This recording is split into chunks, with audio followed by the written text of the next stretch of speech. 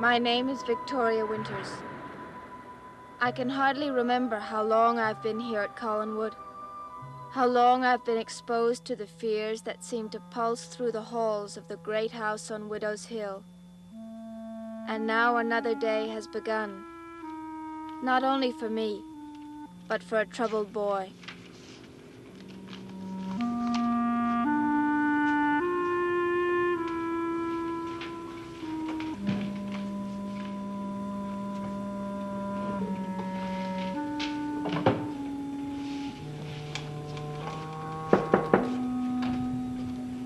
Morning, David.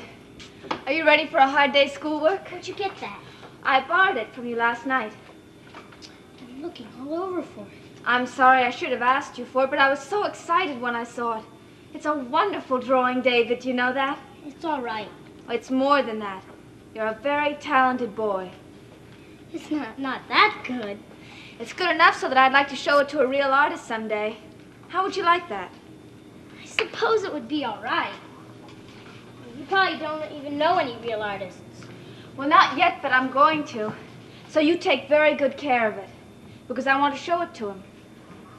You got a smudge on it. I did where? Right there. Oh, well, let me erase it. No, I'll do it.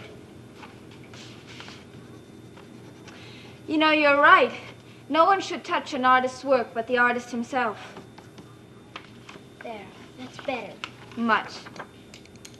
All right, Michelangelo. Let's get down to history. You really are proud of it, aren't you? Uh-huh. So was your father when I showed it to him. You showed it to my father? Yes, last night. David, what's the matter? David!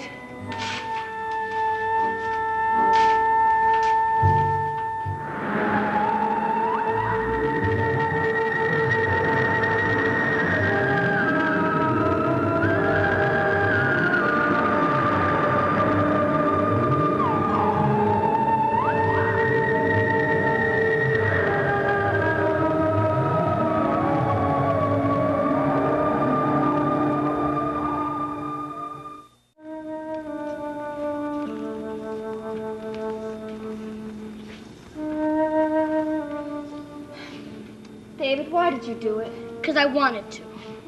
Why, just because I showed it to your father? It was my drawing. I could do anything I wanted with it. Well, maybe if I put some tape on the back... Leave it alone. I don't want it anymore. David, your father only looked at it. He didn't contaminate it. I drew it for somebody else, not for him. Well, he thought it was pretty wonderful. I don't care what he thinks. I don't care what he thinks about anything. All right, David. It's over. Now, let's get back to work. I hate him. David, sit down and let's do our history. If I wanted him to see it, I would have shown him myself. Well, I didn't know, and I'm sorry. What more can I say to you? You had no right to steal it out of my room. Now, that's being ridiculous. I borrowed it only to show it to your father. You took it without asking, and that's the same as stealing. You told me that when I borrowed your letter. That's not the same. Sure it is. You have different rules for grown-ups and kids, sure. Now, that's enough, David. You're a thief, just like you called me, and I wish you'd go away and never come back. I think we've had enough of this talk. I bet you can't wait to tell Aunt Elizabeth what I said. We're studying American history. Just because Aunt Elizabeth told me to be nice to you doesn't mean I really like you. David, will you sit down and do your work? I hate you just like I hate him. Just because you got me in trouble doesn't mean I'm not going to forget. I'm never going to forget. David, listen to me. And if you want to tell Aunt Elizabeth, go ahead and tell her. I don't care. Tell me what, David? What do you want Miss Winters to tell me, David? Is he being rude again? No, we were discussing the American Revolution, and we had a disagreement. I see. David, I hope you haven't forgotten our talk. I don't want any reports of trouble between you and Miss Winters. Is that clear? Yes. Well, then maybe you'd like to open this. What is it? It's for you. It was, I don't know, it was delivered from Collinsport. It is for me? Mm-hmm. Got your name on it, see? David Collins, Collinwood.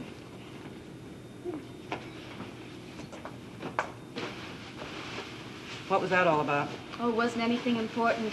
I borrowed a drawing of his without asking him. I guess he has every right to be angry. Wow. What is it, David? Isn't it a beauty? Have you ever seen anything like it? I must say I haven't, but what is it? It's a crystal ball, like the fortune tellers use. It's even got a stand on it. It's great. Is there a note? Who's it from? Let me see. Here it is. Now you can tell us all where we're going. Your friend Burke, from Mr. Devlin. It's a strange present. It's great. I have to go thank Oh, him. not so fast, David. Oh, I have to go thank him. I'm not sure that you ought to keep that present. Mr. Devlin isn't really a friend of our family. I don't care. He's a friend of mine and he sent it to me and it's mine. I know that, David, but... Please, Aunt Elizabeth. He sent it to me. Please don't make me send it back. It's not fair. No, I guess it isn't. All right, go make your phone call.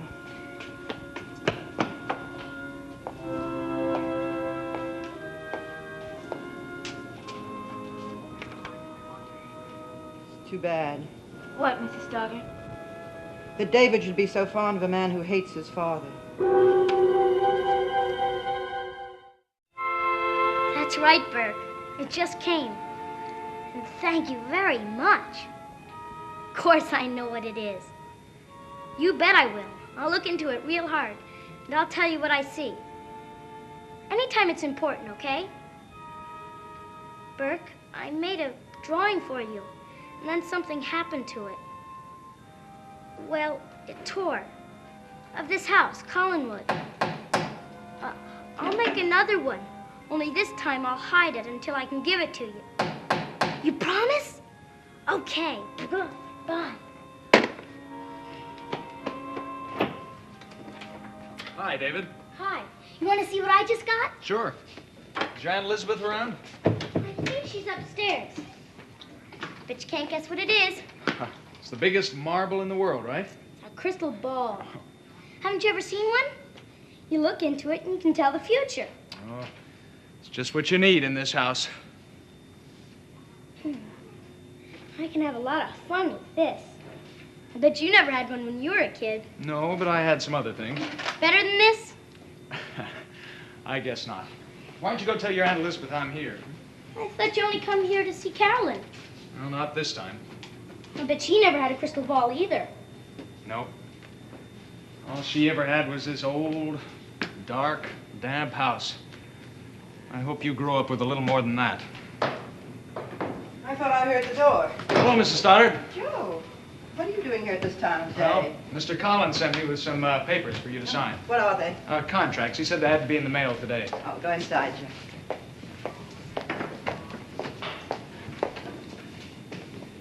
Did you thank Mr. Devlin? Uh-huh. Well, then put away your toy and get back upstairs to your studies. It isn't a toy. Let me see what you have. Yes, ma'am. I thought I'd take them right from here to the post office. You don't usually attend to these matters, Joe. Why didn't Mr. Malloy bring them as he always does? Oh, didn't you know? No, what? Well, Mr. Malloy hasn't been in at all today. Well, why not? I don't know. Well, didn't he phone? No, I don't think so. I thought maybe you would know what had happened to him. What makes you think something's happened to him? Oh, well, that was just a word, Mrs. Stoddard. Oh, I better phone him. He's not home. I stopped by there. When? On my way here, I saw Mrs. Johnson. That's his housekeeper. She said she hadn't seen him since about 10:30 last night. Oh, but that's impossible. She fixes his breakfast every morning. When did she last see Mr. Malloy? Well, the way she told me, Mr. Malloy came home about 10 o'clock last night and had some supper. Yes. Then at about 10:30, he received a telephone call. Right after that, Mrs. Johnson had to leave. She was going to spend the night with her daughter. But Mr. Malloy was still there when she left. What happened this morning? Well, she came back to the house around 6:30 to fix his breakfast. She waited for him, but he didn't come down. So she went on upstairs to look. He wasn't there. She said it looked like his bed hadn't even been slept in.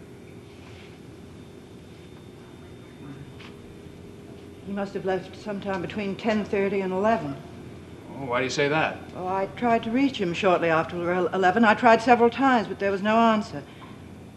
Did Mrs. Johnson know who the phone call was from? No. All she did say was that Mr. Malloy seemed, very upset. You don't suppose something really did happen to him, do you? I don't know, Joe. I don't know. Yes, I know Mrs. Johnson. Joe's with me now. Well, I was wondering if Mr. Malloy said anything about visiting friends or his cousins. I see. Well, no, I can't check with them. They have no phone. Well, Mrs. Johnson, if you hear anything, please call me immediately. Yes. Thank you. Goodbye. Still no word of him. Oh, I hope nothing's gone wrong. Excuse me, Mrs. Stoddard. Yes, Miss Winters? Have you seen David? I sent him upstairs a few minutes ago. He never came up. Maybe we ought to check the hospitals. Mr. Malloy could be hurt. Joe, when you go into town, inquire around and see if anyone has seen Mr. Malloy since last night. All right. Man just doesn't vanish into thin air. He was here last night. In this house? What time was that? Oh, a little bit before 10. He came to see Mr. Collins. Mr. Collins saw Mr. Malloy last night? Yes. But Mr. Collins said... Joe, I'll get to the contracts in a few minutes. Would you mind waiting outside? Oh, not at all.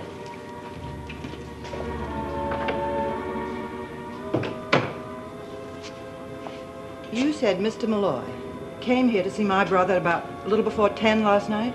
Yes. Do you know what he came to see him about? No. I was on my way upstairs when I heard someone at the door, and it was Mr. Malloy. He did seem very upset. In what way? Has something happened to him? I don't know. Upset in what way? What did he say? Well, he was very anxious to see Mr. Collins, and when I said he was busy, he said that I'd better go and disturb him or he would.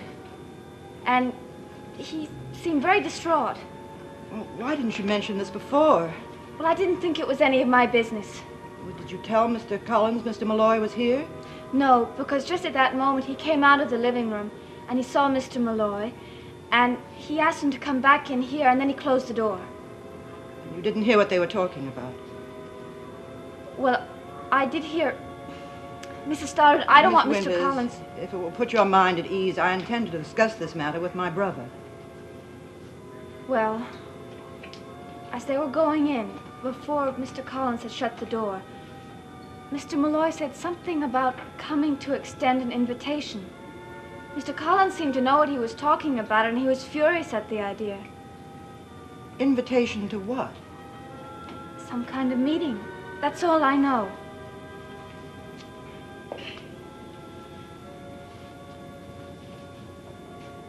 Mrs. Stoddard, hasn't Mr. Malloy ever gone off before?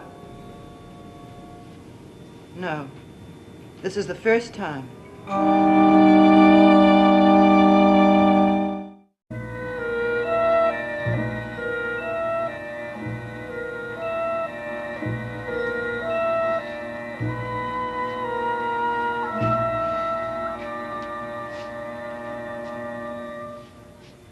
Your time is up. The crystal ball has spoken. David, don't creep up behind me like that. Not in this house. Aren't you supposed to be studying? Who likes to do schoolwork anyway? Well, it's not what we like to do. It's what we have to do. Hey, listen, do you know if Carolyn is home? Carolyn? Huh. Let me see. She went into town. See if you can find out where Bill Malloy went while you're at it.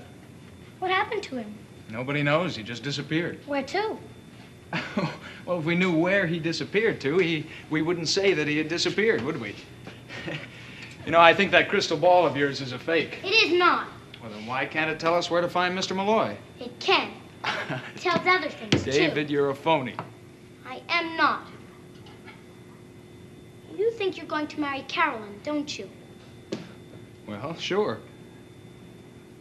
But you're not. You're never going to marry her. Never. Crystal ball told me. It did? Did it tell you who she would marry? Yes, and it never lies. She's going to marry a friend of mine. Ah, no kidding. What's your friend's name?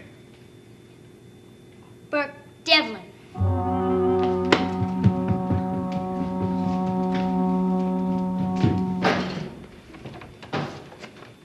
you very much, Miss Winters. You've been more helpful than you know. I'm sure that nothing's happened to him. Oh, I hope not. Joe, if you'll come inside, now I'll sign those contracts. Okay. Your student is back upstairs. Oh, good. And Vicky, give him a swat for me, will you?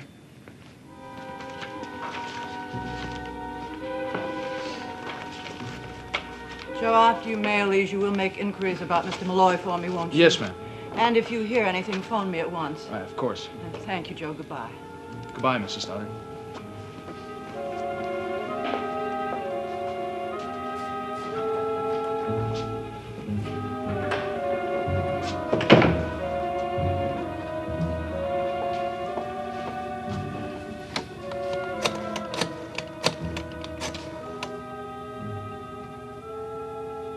I'd like to speak to Mr. Collins, please.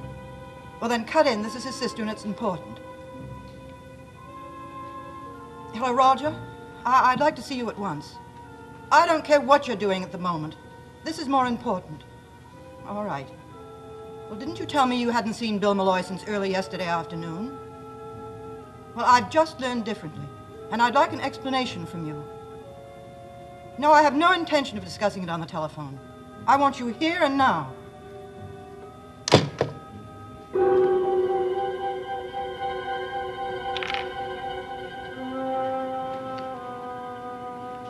David, stop playing with that thing or you'll never get through with your lesson. I want to see what's going to happen. Well, you won't learn a thing. That's what's going to happen. Now, come on and sit down. I want you to do these math problems.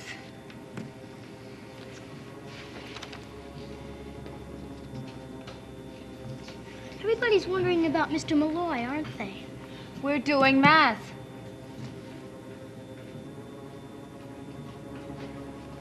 When did he disappear? Last night. Now, come on, David. I bet nobody really knows what happened to him. I don't think anything happened to him. He probably had some sort of emergency and had to leave town unexpectedly. Now, come on and finish that. If they would ask me, I could tell them. All right, David. Go and look in your crystal ball and tell me where Mr. Malloy is, and then let's get this finished. I don't have to look. I looked already. He's dead. David, that's a terrible thing to say. And that's not all. It told me something else. He was killed by someone. David, stop it. And do you want to know who he was killed by? I'll bet you do. All right, tell me. My father.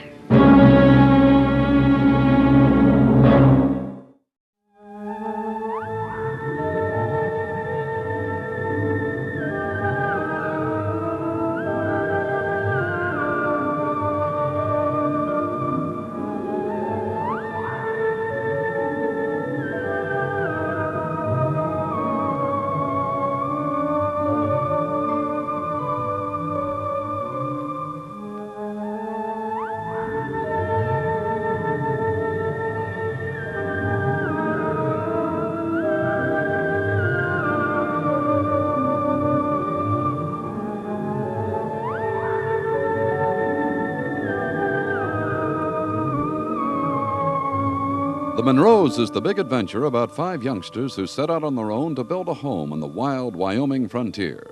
Advance premiere 1 week from tonight in color on ABC.